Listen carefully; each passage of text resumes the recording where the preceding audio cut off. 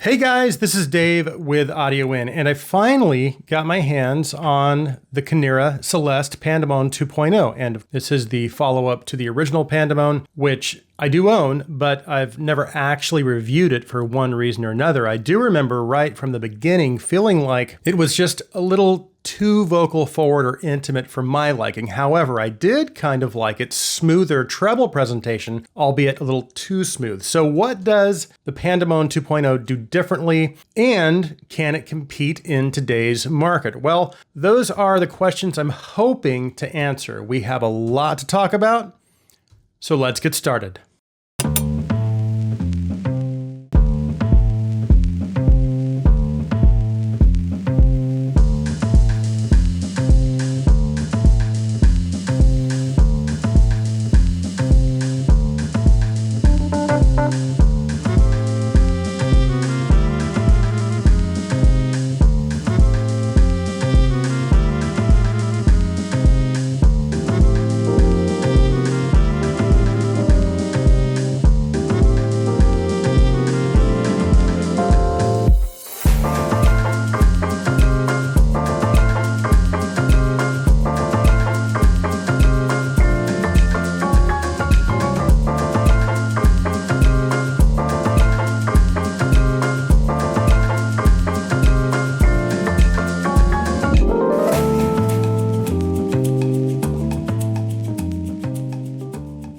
Included in the box are the IEMs and cable. It also includes a case and then two different types of tips, one set with a wider bore and the other with a more narrow bore. It's priced at $59 and it uses Kinera's latest 10mm SPD or square planar driver. The driver is housed in this all resin shell, and for this being a budget IEM, it does seem to be fairly well constructed. It's also quite small, and because of its smaller size and the way they shaped the inside of the shell, I was able to get it to sit very nicely in my ears and get a very comfortable fit. And then with the included large tips, the ones with the wider bore hole, I was able to achieve, and for the most part, keep a good seal. I didn't really have to do much finagling, so that was nice. As for the design, I definitely like it better than the original. I'm glad they went with something a little more subtle and maybe a little more mature with the faceplate design. The cable is okay. I do think it goes well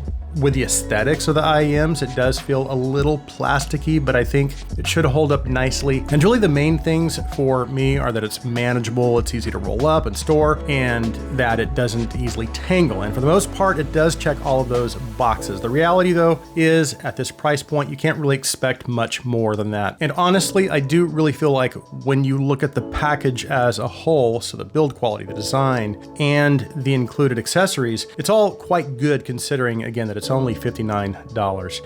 Okay, let's move on to the sound.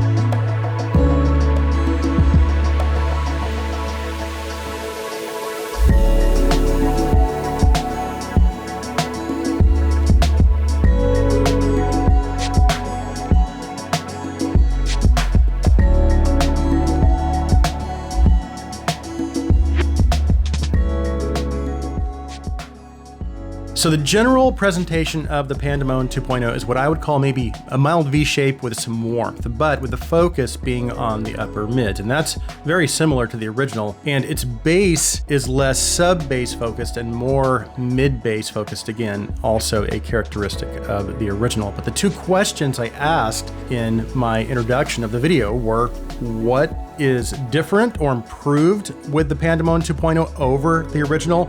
And can it compete in today's market with some of the other competition? Well, in regards to tuning differences between the 2.0 and the original, there are some differences, but they are very slight. The first difference being in bass quantity. The original Pandamon has a touch more bass, but the bass curve or general bass presentation is very, very similar, both having, again, a more mid-bass focused tuning with some added warmth in the lower mid-range. Secondly, it sounds sounds like there might be a very small amount of additional upper mid-range energy in the 2.0 over the original. And then finally, the 2.0 has just a little more upper treble energy. But again, these differences are very minor. And if you already own the original, I don't even know if it really would make sense to upgrade to the 2.0, unless you are just looking for an aesthetics upgrade, because I do think this is a very well-made, very pretty IM. I do like this design a little better than the original.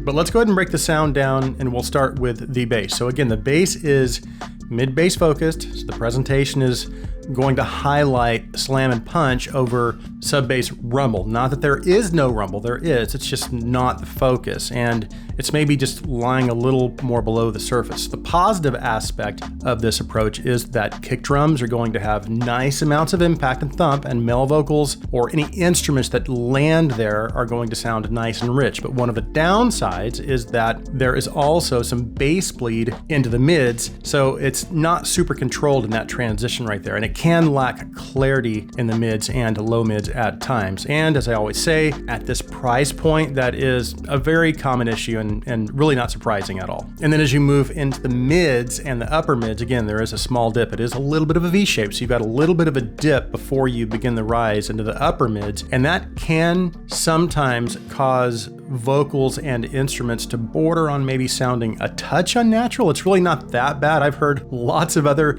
sets with much stronger V-shaped tunings that have a much bigger dip that sound very sucked out and unnatural, and this is not that at all. And I think what might be helping that also is how they approach the tuning of the upper mids, because while it is a little more aggressive in the upper mid-range than I typically like, it still does sound natural. And when I'm listening to vocals, especially female vocals or even males with maybe higher voices, it actually sounds mostly normal and again, pretty natural. My only issue is it's just the vocal presentation is just a little too intimate or a little too forward for my liking. Now, as you move into the treble, one of the areas I felt the original Pandamon lacked was in its treble and upper treble energy. And while I could appreciate the smoother presentation in general, it left me wanting just a little more verve or energy in its treble, and again, the upper treble presentation. And the Pandamon 2.0 does bring a small amount of that back into its presentation, not a lot, but enough to bring just a touch more excitement and energy to cymbal strikes. And it also brings just a little more air and shimmer into the picture, which is great. But what about its technical performance? Well, I didn't really notice any substantial improvement over the original. So its soundstage is